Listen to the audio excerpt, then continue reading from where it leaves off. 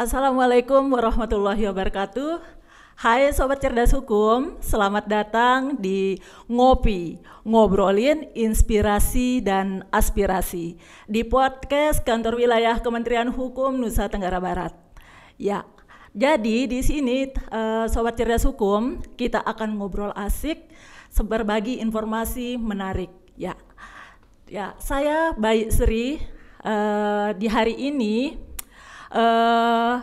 kita kedatangan tamu salah satu perwakilan Desa Binaan Sadar Hukum di Nusa Tenggara Barat. Ya. Beliau juga sangat aktif dalam kegiatan khususnya yang diselenggarakan oleh Kementerian Hukum. Siapa dia tamu spesial kita pada hari ini? Beliau adalah Bapak Erwandi, Kepala Desa Lantan, Kecamatan Batu Kliang Utara, Kabupaten Lombok Tengah. Ya. Assalamualaikum Pak Kades. Waalaikumsalam warahmatullahi wabarakatuh, Ibu. Gimana kabar Pak Kades? Alhamdulillah baik, Bu. Iya Pak Kades ya. Senang ya Pak Kades kita bisa jumpa kembali di sini di Ngopi, ngobrolin inspirasi dan aspirasi. Ya. Kunjungan pertama Pak Kades? Kunjungan pertama perdana Pak Kades di betul. Ngopi Kementerian Hukum NTB. Ya Pak Kades, terima kasih sudah berkenan hadir di podcast kami Pak Kades pada kesempatan hari ini. Ya. Jadi Sobat Cerdas Hukum, beberapa waktu yang lalu Kantor Wilayah Kementerian Hukum Nusa Tenggara Barat telah menyelenggarakan kegiatan Legal Education Program. Ya.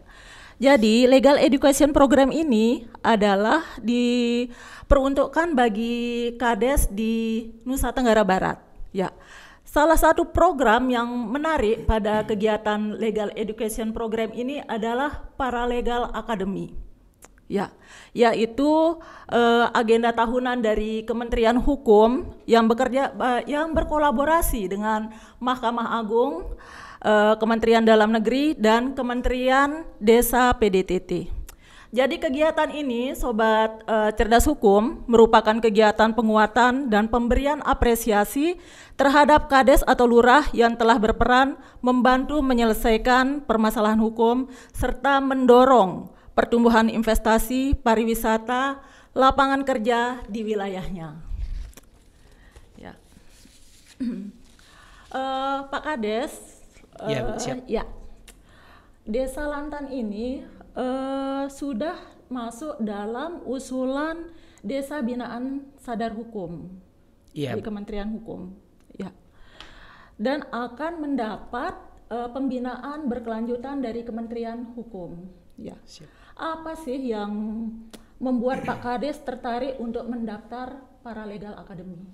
Bisa diceritakan Pak Kades? Baik, terima kasih Bu Sri. Ya, sebelumnya Assalamualaikum warahmatullahi wabarakatuh. Selamat pagi, salam sehat, salam sejahtera, salam aman untuk kita semua. Izinkan saya menyampaikan perkenalan. Saya Kepala Desa Lantan, Erwandi, tepatnya di wilayah Kecamatan Batu Kliang Utara, Lombok Tengah. Jadi alhamdulillah pada pagi hari ini saya diberikan waktu dan kesempatan untuk ikut sharing diskusi terkait dengan upaya sharing tentang hukum di tempat ini. Tentu ini adalah sebuah kehormatan dan kebahagiaan bagi saya sendiri. Kenapa saya ikut di kegiatan ini, Bu Sri?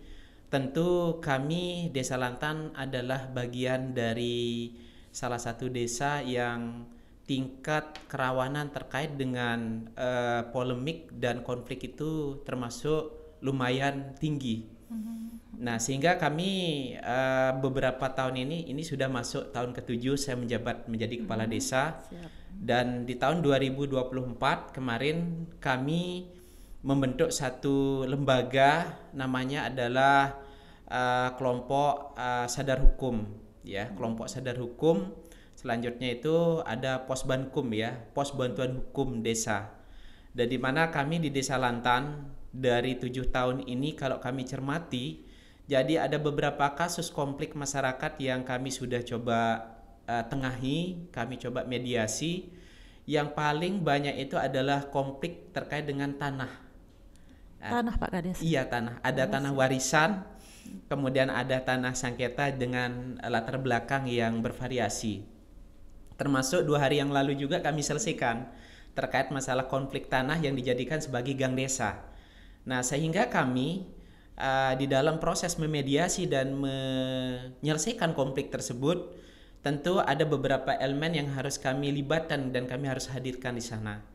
Nah, di dalam SK kelompok sadar hukum juga kami di sana masukkan ada Babin Kantipmas, ada Babinsa, Pol PP, BKD, Badan Keamanan Desa, termasuk juga semua elemen tokoh dan juga semua kepala wilayah Pak Kadus.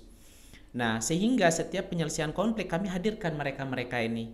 Nah, sehingga tidak hanya di dalam proses mediasi ini kemudian hanya suara kepala desa saja sebagai penengah, tapi paling tidak akan ada pengimbang suara, saran, masukan dari beberapa elemen ini. Sehingga kedua belah pihak di dalam kita mendekatkan di dalam proses penyelesaian ini, mereka itu tidak berkiblat terhadap keputusan kepala desa sebagai kiblatnya, tapi ini menjadi azas kebersamaan di dalam kita menengahi sebuah perkara. Kami di desa sedikit ada ruangan khusus, Ibu, ada ruangan khusus mediasi. Ada mediasi 1 itu di ruangan saya langsung, di ruang kepala desa, kalau jumlahnya sekitar 4-5 orang. Tapi kalau jumlahnya banyak, itu sampai 20-25 orang, kami ada ruangan mediasi 2, Posbankum, itu ada di aula atas. Nah, sehingga proses-proses ini juga kami alami 7 tahun ini, dan saya pikir kami memiliki keterbatasan di dalam menyelesaikan sengketa dan masalah konflik di bawah. Begitu ada informasi bahwa Kanwil Kemenkumham ini ada membuka peluang untuk kita bisa belajar, kenapa saya tidak ikut? Karena sejatinya saya juga menjadi kepala desa ini, mohon maaf, dituntut oleh masyarakat harus mengerti dan paham bagaimana menyelesaikan konflik di bawah. Nah, mudah-mudahan melalui kesempatan ini saya tertarik ikut di dalam Paralegal Justice Award ini untuk mendapatkan menimba ilmu dan tentu sharing pengalaman kepada teman-teman yang lain. Terima kasih. Ya, menarik sekali Pak Kades ya. Jadi permasalahan yang paling banyak dihadapi di Desa Lantan ini masalah tanah Pak Kades ya. Masalah tanah, Ibu. Masalah tanah ya. Saya sedikit ingin bertanya kepada Pak Kades, apakah ketika warga Desa Lantan misalnya menghadapi suatu permasalahan, apakah langsung ketika bisa diselesaikan di tingkat dusun oleh kepala dusunnya, atau langsung dibawa ke kepala desanya? Apakah bisa diselesaikan di tingkat dusun terlebih dahulu? Bagaimana Pak Kades?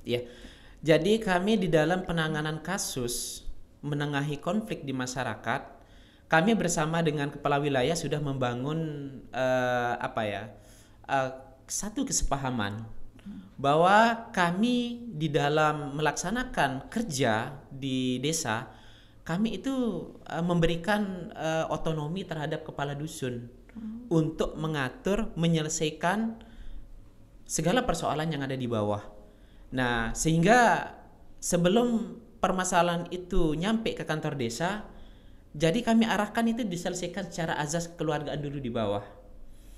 Dan ini juga sering dilakukan oleh kepala wilayah di tingkat bawah.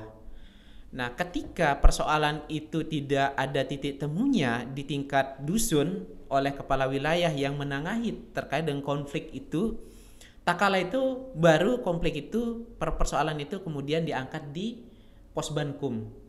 Posbankum. Pos Bantuan Hukum di Desa Lantan. Oh, jadi Desa Lantan ini sudah memiliki Pos Bantuan Hukum Desa? Sudah ada, Bu. Sudah ada. Oh, luar biasa ya. Sudah ada dari tahun 2024 semenjak istilahnya dulu itu ada balai mediasi, kemudian ada restorasi justice, balai restorasi justice. Dan pada tahun 2025 ini ada istilahnya yang terbaru itu ada Posbankum, Pos Bantuan Hukum. Pos Bantuan Hukum Desa. Iya, betul. Jadi Desa Lantan di sini sobat cerdas hukum ya. selain memiliki potensi sumber daya alam yang luar biasa, ternyata Desa Lantan ini juga didukung oleh fasilitas layanan yang dapat diakses oleh masyarakat apabila masyarakat menghadapi permasalahan hukum. Jadi tepat sekali ya Pak Kades ya. Siap. Kalau Desa Lantan ini mendaftar Paralegal Academy. Oh nggak salah berarti ini Pak. Makasih, Bu. Tepat sasaran berarti ini ya penyuluh hukumnya. Ya Pak Kades, kami sangat mengapresiasi Desa Lantan karena telah berhasil sebagai pendaftar pertama di Provinsi NTB Paralegal Academy 2025. Siap. Mungkin Pak Kades bisa berbagi tips atau pengalaman untuk Kades Lurah yang akan mendaftar Paralegal Academy ini, Pak Kades. Bisa dibagi bisa. Tips atau pengalamannya Pak Kades? Iya, jadi saya begitu mendapatkan informasi beberapa waktu lalu terkait dengan pembukaan PJA 2025, tentu saya coba menggali informasi selanjutnya dari beberapa pihak. Yang pertama itu dengan Kepala Bidang di Dinas PMD Kabupaten Lombok Tengah, Bektis. Kemudian saya juga koordinasi dengan Kepala Desa yang pernah mengikuti PJA tahun lalu. Ada Kepala Desa Batu Jangki, kemudian ada Darmaji, dan ada juga Kepala Desa Tapak Siring. Nah, artinya saya banyak komunikasi terkait dengan bagaimana langkah-langkah yang harus kita siapkan, berkas-berkas yang harus kita siapkan di dalam kita mengikuti PJA 2025. Dan alhamdulillah kami juga berkoordinasi tentunya dengan salah satu pegawai di Menkumham, Kanwil, terkait dengan proses ini, dan sehingga alhamdulillah proses-proses di dalam kita melengkapi berkas untuk PJA 2025 ini alhamdulillah bisa terselesaikan, meski di dalam proses ini membutuhkan kesabaran, membutuhkan waktu, karena memang banyak sekali yang harus kita siapkan. Itu salah satunya adalah beberapa dokumentasi ya. Ada dokumentasi yang pernah kita lakukan beberapa tahun yang lalu, penyelesaian sengketa konflik dan persoalan di desa. Itu juga adalah bagian dari hal yang memang dibutuhkan di dalam kita mengikuti proses melengkapi berkas PJA ini. Nah, begitu juga saya berpikir bahwa kita, lurah, kepala desa, itu kita boleh sampaikan kalau masalah konflik itu, Bu Sri, ini hampir kita anggap menu kita sehari-hari. Santapan kita sehari-hari. Jangan-jangan sarapannya pakai iya, begitu kita sampai di kantor desa, mohon maaf, warga sudah menunggu. Wah. Warga sudah menunggu. Baru buka gerbang langsung terima aduan sebelum permasalahan kepala dari desa masyarakat masuk, sebelum perangkat datang ke kantor desa, staf datang. Jadi warga itu sudah nunggu, Bu. Sudah nunggu. Ya, nunggu ingin menyampaikan terkait dengan persoalan mereka yang ingin ditengahi begitu. Oh, bawa persoalan jadi Pak Bawa Kades persoalan, bukan bawa durian. Jadi kantor desa itu bawa masalah. Saya kira pagi datang bawa sarapan, ternyata pagi datang bawa permasalahan. Permasalahan yang hendak dimediasi. Nah, jadi kami sebagai kepala desa, saya pikir semua kepala desa, rekan-rekan saya juga, sahabat saya kepala desa dan lurah, itu saya pikir proses kita menyelesaikan konflik ini kita punya punya trik, punya cara, dan punya skema dalam kita. Boleh kita anggap menyelesaikan konflik ini adalah seni kita, Bu. Ada strateginya berarti. Ada strateginya, Bu. Saya pernah menyelesaikan konflik itu, konflik tanah ya, tanah warisan, Bu. Itu 3 kepala desa persoalannya, 3 turun-temurun kepala desa. Mohon maaf, itu tidak selesai, Bu. Ya, alhamdulillah begitu saya, mohon maaf, mereka datang ke kantor desa, mereka menyampaikan terkait dengan keluh kesah mereka. Jadi saya coba mencermati persoalan tersebut. Memang persoalan sudah lama, Bu. Ini warga, mohon maaf, ini berdekatan rumah saudara-saudaranya, Bu. Jadi rumah itu tidak ada, mohon maaf, jalan kita saling berkunjung, saling silaturahmi itu sudah disekat, Bu. Kalau bahasanya Sasak itu sudah dilambah mati itu. Pagarnya itu, pagar rumah masing-masing itu. Sudah dipagar ya? Sudah dipagar. Tidak ada jalan kita silaturahmi antar saudara satu dengan saudara yang lain. Ada 6 bersaudara, Bu. Semuanya itu, mohon maaf, tensinya itu selalu tinggi, Bu. Kadang saling tantang pakai golok mereka. Kadang mereka itu tidak saling tegur sapa. Jadi ini kan menurut saya ini sebuah persoalan yang harus terselesaikan dan harus kemudian kita tengahi. Dan alhamdulillah begitu mereka menyampaikan ke desa, lantas kami selesaikan di desa. Alhamdulillah kami hadirkan Babinsa, Babin Kantipmas, kami hadirkan juga mitra kami di sana adalah Sedahan, Pak Sedahan, yang tahu persis tapal batas terhadap tanah sengketa tersebut. Kami hadirkan juga penghulu desa yang mengerti paham bagaimana proses pembagian warisan menurut versi hukum Islam. Kami hadirkan Pak Sedahan juga untuk menengahi, untuk memberikan arahan. Kami hadirkan Pak Babinsa, Babin Kantipmas secara mohon maaf perspektif hukum pidana perdatakah, kami hadirkan semua. Jadi semua unsur juga terlibat di sini Pak Kades. Semua ikut terlibat, Ibu. Jadi bukan keputusan sepihak dari kepala desa. Bukan keputusan sepihak kepala desa. Tapi ini keputusan nanti keputusan bersama. Dan kami dalam menyelesaikan konflik itu kami selalu membuat mohon maaf berita acara. Ada sejenis surat perdamaian, pernyataan perdamaian kedua belah pihak, kemudian ditandatangani oleh perwakilan tokoh, ada kadus dan mengetahui saya. Nanti itu bermatre, Bu. Harus bermatre. Jadi di sini bukan hanya sekedar secara lisan selesai, tapi secara administrasi juga dibuktikan, diperkuat Pak Kades ya. Diperkuat dengan syarat administrasi. Iya, betul. Siap, iya. Jadi sedikit, Bu. Jadi terkait dengan pola kami juga menyelesaikan konflik dan persoalan di bawah ini, banyak kasus yang bisa tertangani, terselesaikan dan kita temukan solusinya di desa. Ada juga terdapat beberapa kasus yang kemudian itu tidak terselesaikan di desa. Dan kami kemudian mengarahkan kedua belah pihak kalau memang sudah mentok ini, mentok sudah. Kami mediasi sampai 2-3 kali mentok semua, nggak ketemu-ketemu. Kami memberikan kesempatan kepada para pihak untuk mereka mencari pola keadilan di meja hukum, di pengadilan. Kami persilahkan. Ada itu Pak Kades? Ada beberapa, tidak banyak. Lebih banyak kami selesaikan di desa. Lebih banyak yang bisa diselesaikan secara kekeluargaan di tingkat desa Pak Kades. Iya, betul. Oh iya, luar biasa ya. Jadi di sini sudah santapan setiap hari ibaratnya Pak Kades ya. Sarapan setiap hari. Baru buka gerbang langsung disambut oleh warga dengan bawa bukan nasi bungkus ya. Bukan nasi bungkus, masalah. Masalah. Ya. Menarik sekali Pak Kades ya. Menarik sekali Pak Kades. Jadi dengan mengikuti program dari Kementerian Hukum ini Pak Kades, apa sih yang manfaat yang Pak Kades rasakan dan apa harapan-harapan Pak Kades ke depannya? Iya, jadi dengan mengikuti proses PJA sekarang, kami kolaborasi dengan bermitra dengan Kanwil Menkumham di dalam program PJA 2025. Tentu kami sebagai bagian masyarakat di desa, sebagai penengah selalu persoalan di desa, kami merasa kemampuan apa yang kami punya itu masih kurang, Bu.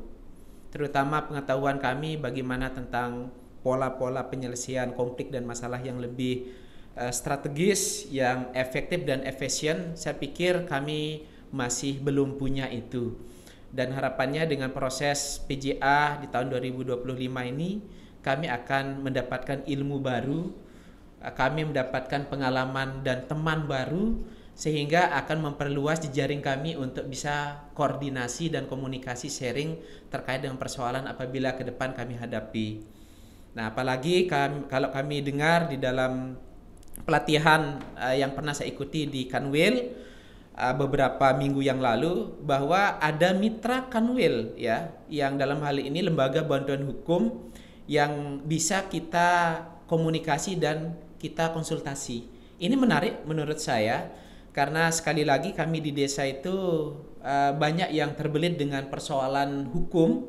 Lebih-lebih ini masyarakat kami yang punya kasus yang agak berat, Bu Sri, Jadi kami juga butuh konsultasi supaya kami tidak salah di dalam melangkah mengambil sikap dan tindakan terhadap masyarakat tersebut.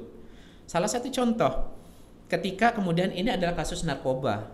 Misalnya ini terjadi kasus narkoba yang sepengetahuan kami ada kasus besar. Nah, kami juga tidak ada kuasa kemampuan di dalam kami menyaksikan persoalan ini. Tentu kami butuh ilmunya, kami butuh sharing pengalaman dari teman-teman kira-kira seperti apa. Nah, harapan kami di sinilah kami akan dapatkan di PJA ini seperti apa. Nah, sehingga jaring kami juga, harapan kami kepala desa yang baru belajar dan masih butuh pengetahuan ini kami bisa komunikasi dengan banyak kawan ke depan. Ya. Menarik sekali Pak Kades ya. Siap. Menarik sekali. Jadi banyak sekali manfaat yang bisa diperoleh ketika seorang Kades atau lurah mengikuti atau mendaftar Paralegal Academy. Ya. Oke, Sobat Cerdas Hukum, ya demikian obrolan singkat kita pada siang hari ini bersama tamu spesial kita Bapak Erwandi, Kepala Desa Lantan, Kabupaten Lombok Tengah. Ya, terima kasih Pak Kades atas boleh satu lagi, Bu? Ya, bagaimana Pak Kades? Ya. Jadi terkhusus untuk sahabat saudara saya Kepala Desa dan Lurah. Jadi kesempatan kita untuk menimba ilmu dalam hal ini, kita belajar bersama di PJA Paralegal Justice Award ini adalah kesempatan terbuka menurut saya. Tentu saya mengajak, mari kawan-kawan kita ikut. Kita jangan takut, kita repot, sibuk mempersiapkan berkas dan sebagainya. Itu akan terbayar dengan ilmu yang akan kita dapat besok. Sehingga harapan saya, mari kita kolaborasi, mari kita join, gabung untuk bagaimana kita bisa belajar bersama. Insya Allah saya mendapatkan cerita dari kawan-kawan yang pernah ikut PJA juga cukup menarik. Ketika kita ikut nanti kita bisa dipertemukan, mohon maaf, dengan beberapa stakeholder yang ada MK, MA, DPR RI, termasuk juga saya dengar itu ketemu sama Pak Presiden juga, foto bareng. Betul. Ya. Jadi ayo kawan-kawan, sekalipun saya adalah pendaftar pertama, tapi tidak menutup kemungkinan teman-teman adalah bagian yang terbaik di dalam proses PJA 2025. Terima kasih, sekian. Assalamualaikum warahmatullahi wabarakatuh. Ya, Sobat Cerdas Hukum, jadi yuk buruan Kades Lurah yang belum daftar, ayo mumpung masih ada waktu Pak Kades ya. Siap. Sampai dengan tanggal 21 Februari 2025. Yuk buruan Bapak Kades Lurah, mari segera mendaftar mengikuti Paralegal Academy 2025. Baik, dan jangan lupa Sobat Cerdas Hukum, yuk ikuti terus ngobrol, inspirasi dan aspirasi Kantor Wilayah Kementerian Hukum Nusa Tenggara Barat. Ya, tentunya dengan obrolan yang asik dan informasi yang menarik lainnya. Sampai jumpa.